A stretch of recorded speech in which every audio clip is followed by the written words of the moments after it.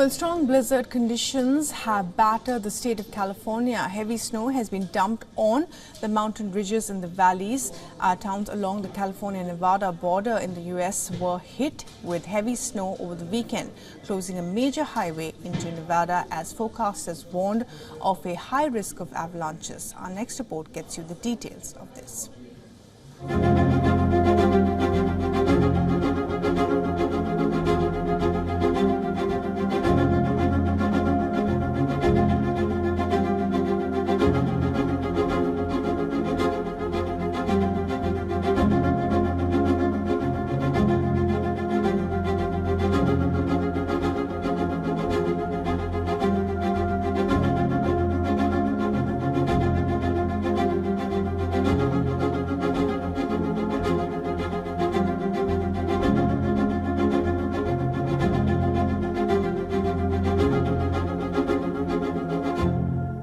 For all the latest news, download the WION app and subscribe to our YouTube channel.